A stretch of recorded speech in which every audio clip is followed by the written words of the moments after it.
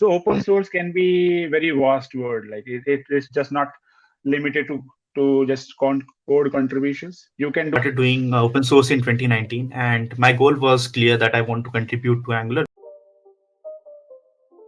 Hey everyone, welcome back to another episode of the Developers Cafe podcast. In this episode, I'm in conversation with Santosh Yadav and Ankur Tyagi. We talk about open source, some best practices, super tokens.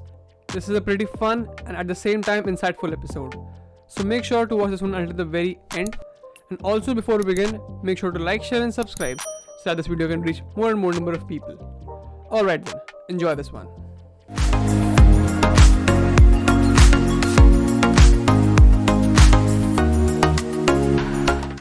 Hello Ankur, hello Santosh. Thanks for joining in. How are you doing? a Yeah, doing great. How about doing you? great, doing great.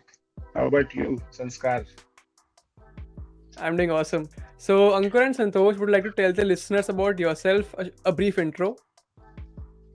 Sure. So, hey everyone. So, my name is Ankur Tyagi, and right now I am associated with SuperToken as a DevRel.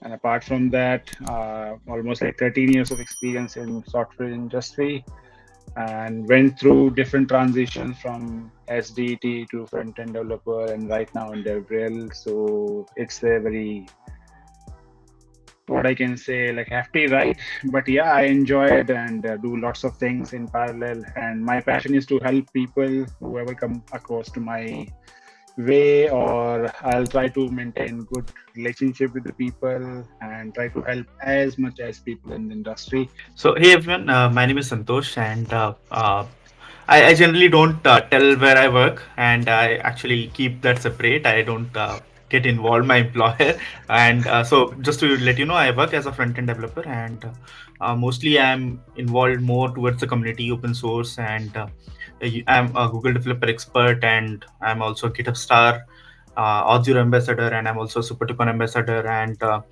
you may find me on internet doing some open source stuff or doing some probably podcast talks and more things. So that's what I love doing, and that's why I call myself as an open source advocate, because I love to talk about open source and involve more people into open source. And yeah, that's about me. So to start off today's conversation, Santosh and Ankur, would you like to tell the audience like what do you feel of open source? What is open source to you? Ankur, would you go first? So open source can be very vast word. Like it's just not limited to just code contributions. You can do many things in open source arena. Like and why industries and the modern startups are building in open source rather than closed source. Like you can leverage the talent across the world. Number one point, and like you can build things really faster and collaborate much better. But there are some cons as well while building in open source. But don't just restrict open source in just like thinking only the coding is the only way. Like you can contribute to open source in many alternate ideas. For example, like this ambassador program or super tokens, or maybe any other company, you can contribute in terms of writing blog posts for them, or maybe help them building something which they are struggling or which they even don't know. Like many new startups just don't even have that idea. Like these are the tech stacks are already available, so you can help them to identify the future backlog items, or maybe you can build along with them, and you can give them a best practice ideas if you are veteran in the industry, or if you have good understanding of the programming language. So there are multiple ways which I feel. And for example, me, I have not done much code contributions, but I have done community building things for open source, like to answer about the product, or to writing general blog post.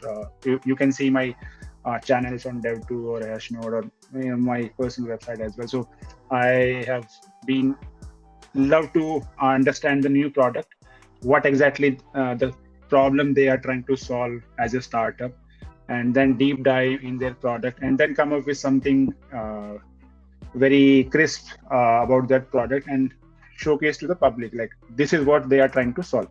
So this is one of the contribution basically, right? So that way I'm thinking. Yeah, that's what. Maybe Santosh, you would like to add some points.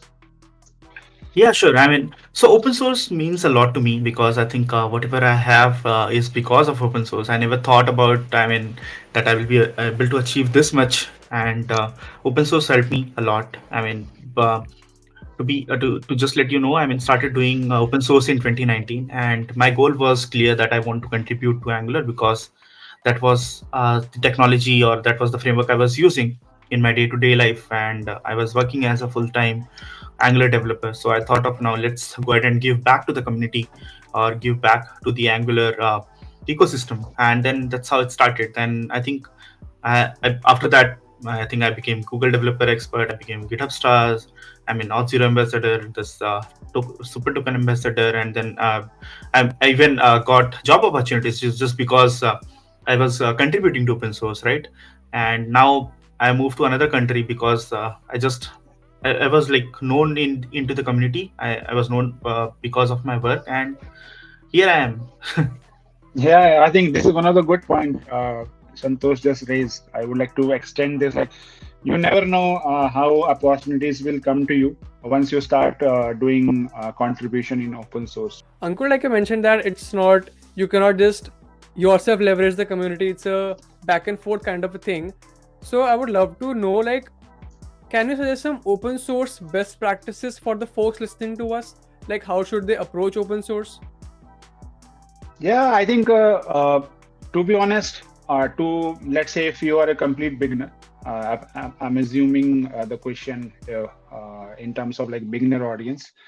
So beginner audience is, you are at the foremost leverage point. You have your ocean in front of you. So don't even need to think about second choice. Like, just choose three main points.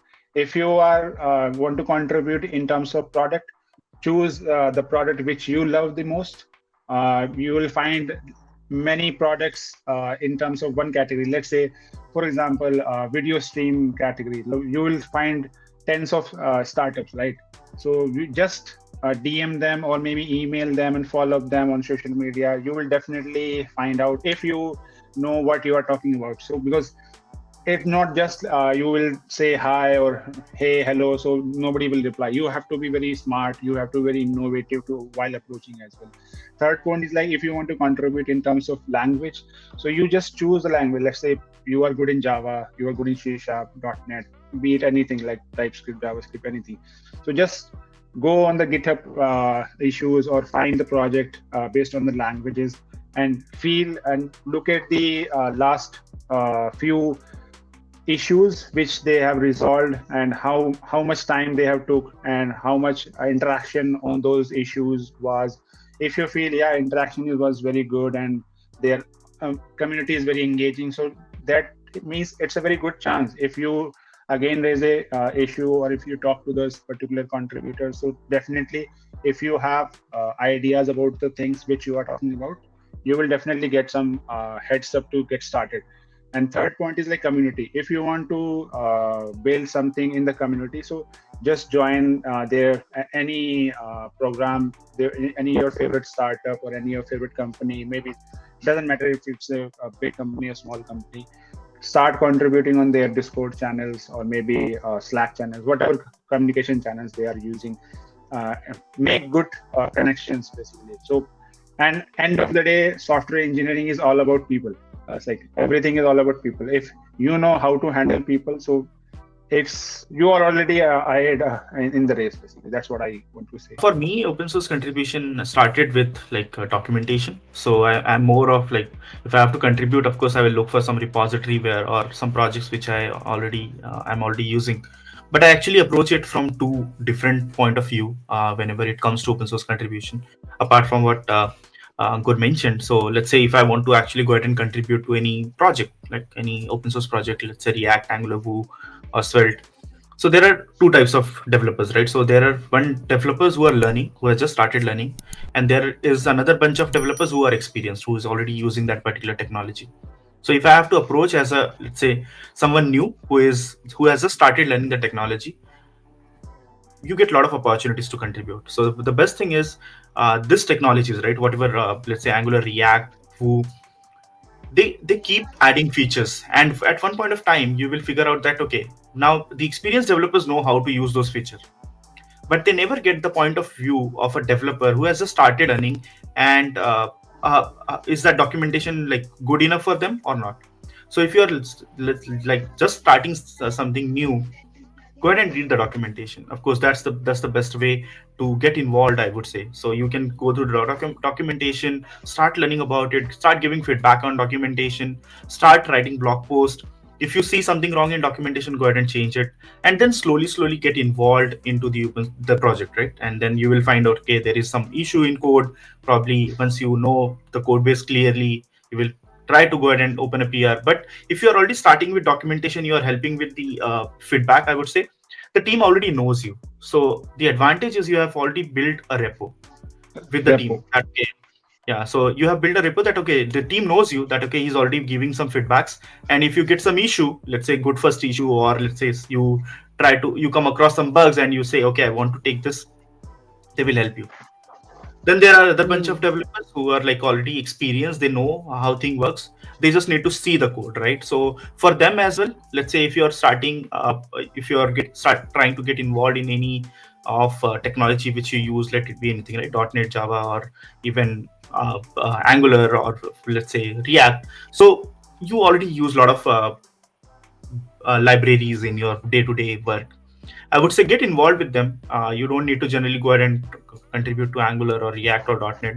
You can just start with any library which you use in your day-to-day life. Try to make it better, or try to, let's say, optimize it, improve it. If or you can add new features, or you can help them fix some bugs. So yeah, these are two ways I would say you can get involved in open source.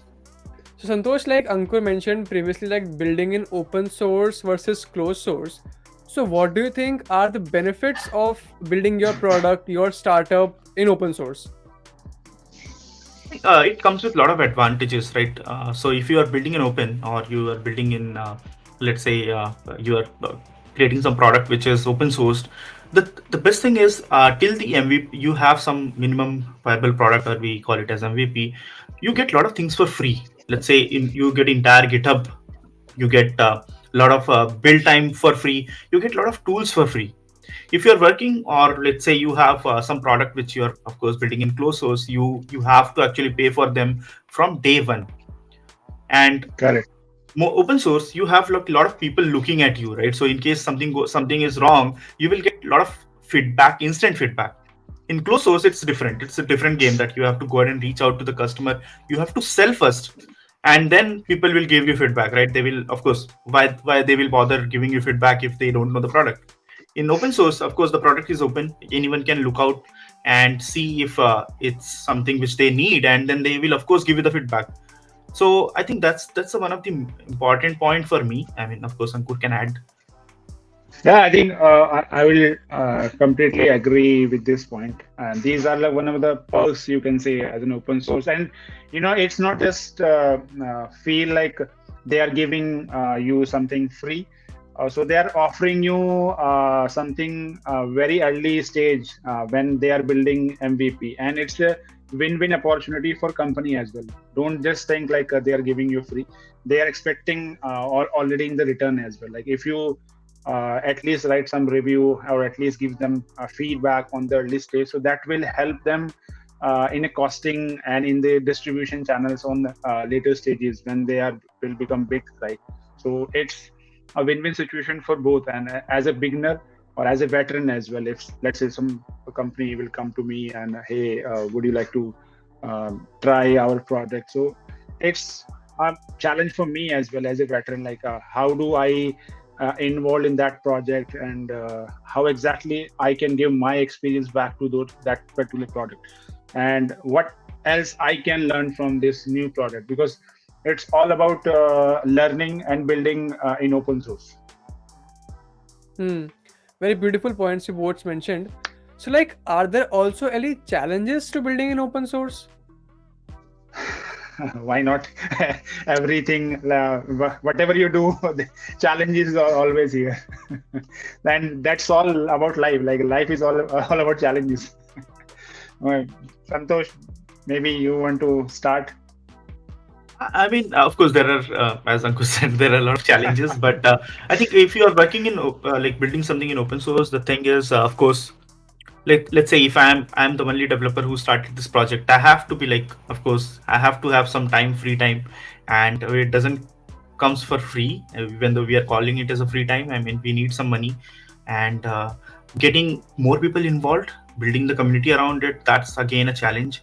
And because remember, if you are building in public, I mean, of course, you will be having you will start having some small paid client, right? I mean, that's the goal of course, building in public, that eventually you will have a paid tier where you will pay, or let's say you will have some clients who will be paying for the product, or in future you'll be like, okay, now you have enough client. Even that can be a problem in case you are only a developer who is like supporting that project, right?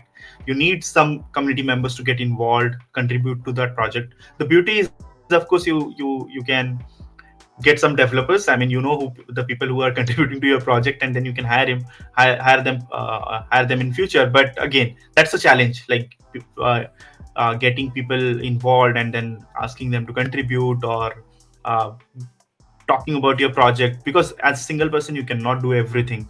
So of course you need a better plan in case you are going in like building in public, building in open source. So that is really important, that of course you started project, but do you have plan for 6 months or a year in case your project doesn't gets picked up, right? I mean, building smaller libraries, it's okay. I mean, if you see, there are like billions of Node.js libraries, but what they are doing is they're helpers. I mean, it's okay, they Yeah. created once, I mean, they're maintaining it. But if you're talking about product, it will have bugs, it will have feature requests, it will you need to scale in future, because as soon as you onboard more clients, you will have performance issues. So you have to look for all those things, that okay, I am going to give a year doing the only this thing, and that's what you need. Yeah, I think a couple of beautiful points Santosh mentioned here. Like, it's not easy to scale up and to build a community and to make everyone happy. Like, and this is one of the biggest challenge. And I can say my life experience while building this ambassador program as well, though, because every day I'll get some different requests, or maybe some different expectation from each individuals which we have on board. But luckily, what I feel is like, as it mentioned in the start, like it's all about people. If you know how to handle people, so at least you are already on the advantage side. And I already feel like I feel people should not stay in their own lane, or maybe I can say in a different word, like maybe people should not afraid to ask questions, because sometimes what it happens, like you just don't ask questions and assume things more, so that is creating the confusion actually. So whenever it's and this is one of the biggest things, like it's open source, like so you should open in everything rather than just expecting and giving. If you are communicating on about, let's say for example, any feature request or any bug issue or anything, be specific, so you should communicate effectively, and it will resolve your 80 to 90% problem at that particular point, and you have ready for your backlog items, your like how much time you will devote to this particular project, and do you really have time, or do you really have interest. So there are a couple of things. This is one of the biggest challenges. And other few challenges which I feel is like to introduce this new product to the community. um, doesn't matter what rocket science you are building, until unless community or people know about what you are building, it doesn't make sense to bigger chunk of audience. You have to come out from your shell, and that is one of the reason, like you can say it, on Twitter, there are many fantastic creators who leverage this build in public stuff, right? And from their experience, I have also learned, you should not afraid of negative comments, you should not afraid of negative feedback. I think Yesterday, I commented on one of the startup founders' tweet. He was saying like customers. One of the good tweet I think I read in recent times. So I just elaborate that like doesn't matter if you are getting positive feedback or negative feedback from customers, but they are at least giving you feedback, so they are really a good asset for you already. If someone is giving you negative feedback, that he is or she is also a very good asset. You need to understand like they are at least using their product.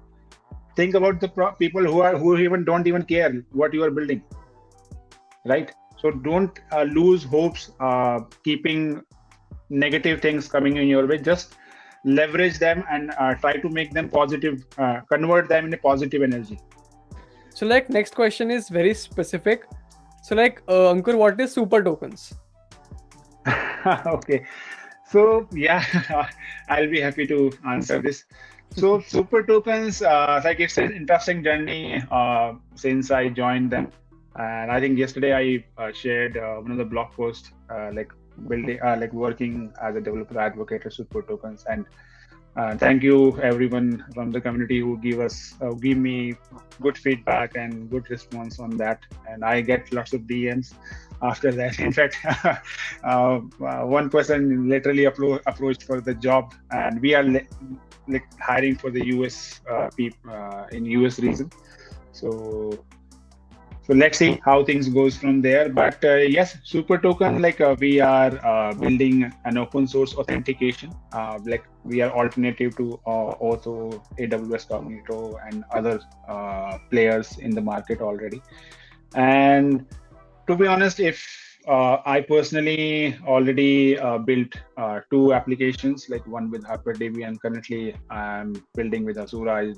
Today morning I shared one tweet, and yesterday I pushed the code on my GitHub. So just wrapping up around, and hopefully I'll start writing, and you will see a very good application what I build with SuperToken and Azura.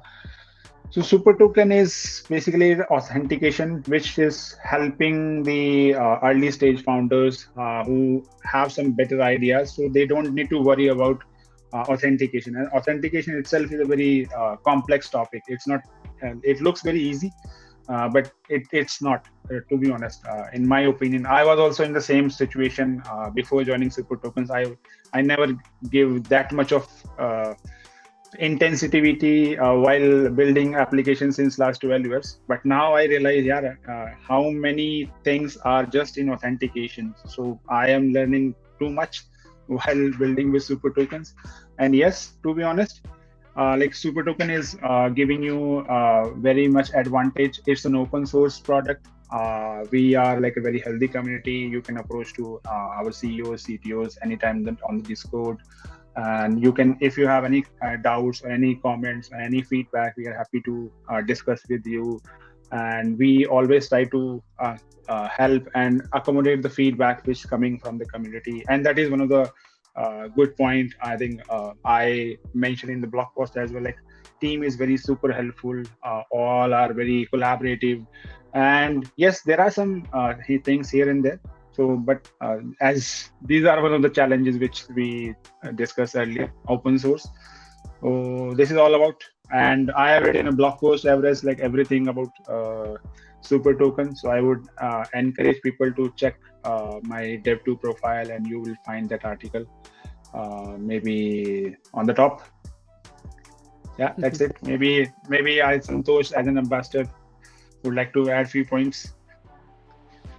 Yeah, I mean, of course. For me, so SuperToken is trying to resolve one of the issues related to authentication, and it's a really good product. I mean, I was going through documentation. It's really nice to follow, and you have some really good integration already available in documentation. And I'm also looking forward to contribute. Currently, I'm not in much capacity to contribute, but yeah, as soon as I get my apartment and I settle down, I think I have some plans which I will share with Ankur, and we will work on something together. Yeah. And to extend Santosh point, like we have different SDKs for Node.js, Python, Golang, and like integration with Hasura as well. So I would encourage people to check out and build, especially for the web developers. If you are trying to make any side project, or maybe you're trying to build your startups, or having good project ideas where you need authentication. So we are open source and free. Free tier is almost like 5,000 user capacity. You can host your. We can also manage your services if you want. Otherwise, it's a self-hosted version as well. We have. Santosh, like you mentioned that you have read the documentation and you found it quite helpful. So, like, how do you feel like SuperTokens compares to other players out there in the market? How is it better than them? I mean, to be frank, I never believe in comparison. I think if there is a product, I think we should focus on the strong points, because there are many good products which is already there. I mean, so if you have, I mean, of course, you can use a lot of products which is in market, but I think as a in super token, I think I would say the SDKs are really nice. I mean, they have integration with all the technologies which like Node.js, Go, Python, and that's what the beauty of it. I really like that. So you can easily integrate, and then it's available as a self-hosted version, because a lot of companies are open source, but they don't provide you the self-hosted environment. You have to go ahead and actually register on a single portal, and that's where also super token really shines. Yeah, I think I agree 100% with Santosh here. Like there are like many players in one particular segment, and authentication is one of the biggest segment, you can say, in web development area. So doesn't matter, like we have already set up players, so we can still shine. And the, based on the problem and based on the issues which people are still facing, so there is a huge scope in growing as an authentication player. So yes, as one of the couple points which already Santosh mentioned, like self-hosted and managed services, and you can build, in fact, like a React front-end authentication in just 10 minutes. You can set up social logins, and you can even customize those logins. So these are a couple of main points which you can think of. And refreshing tokens is one of the good points, and securing your APIs with super tokens. I think in past, like that HyperDB APIs, and now uh, to be give a glimpse, like in Hasura, like it's just one endpoint. You will get one single endpoint, GraphQL endpoint. And so you can secure that with the help of super tokens. So it will continuously giving the different tokens around that GraphQL endpoint. So it's good thing. Like you don't need to worry about things. You don't need to code all these things by yourself. So don't just reinvent the wheel. If you really know are in the need of any kind of authentication, so I highly encourage people to just give it a chance to super token. And if you have any questions, feel free to DM me. Perfect. Awesome answer. Tosh and Ankur, like, I want to ask this from both of you. Like, SuperTokens is open source. So, can you tell the folks, like, how can they contribute to SuperTokens? Yeah, definitely. Why not? It's one of the good questions. I'm happy to answer. So there are multiple ways you can contribute to Super Tokens as an open source product. One is like if you are good in any kind of a programming language, so you can just get in touch and join our Discord. You can talk to us directly in the contribution channel. If you have some ideas, you can discuss with us. Maybe Resha, our CTO, can help you. Advait can help you. In fact, I can help you. So one of the best way to discuss your ideas is just join our Discord and just get started. You will definitely get a reply within the same day. And we make sure like whatever comes in the Discord on daily basis, at the end of the day, at least everyone gets reply back. And apart from that, I think you can DM me on Twitter if you have some better ideas. I'll mostly active on Twitter. To be honest, I'm not that much good in Discord. But apart from that, I think ambassador program, which we launched, I think 2 months back, roughly. and we get a very good response. And again, I would like to extend my thank you to the community to support that ambassador program, and that particular tweet get good impressions that time. And we quickly ramp up to around 20-25 plus people. And still I feel we have lots of people in the queue, so we haven't answered everyone. We are still evaluating a couple of more profiles, and once we'll get sorted out the things which with the batch one, like I think you guys are, and then we'll start calling the second batch and then third batch kind of. So we are not going with the quantity like just adding 100 ambassadors and don't focus on the person who shows interest in the start. So we have segmented this in the batches, so that way we are trying to make a balance in this ambassador program.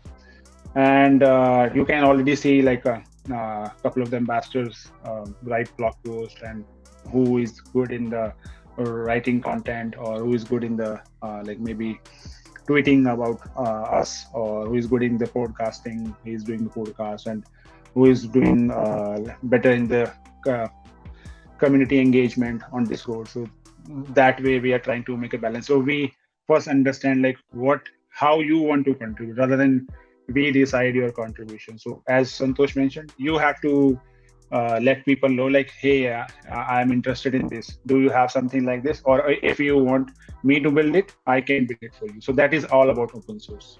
Yeah. So I can see one great area where you can contribute in SuperToken is, of course, integration with other frameworks. So right now we have documentation for React and Next.js. A lot of developers are actually writing blog posts on how you can integrate with XYZ framework. So I think that's a good thing in case you are an like experienced developer already using some technology. Just try to integrate it with it, and then it will be a really, I think, a great asset for documentation as well as the community as well. Finally, Ankur, like, can we play my speed test? Yeah, why not?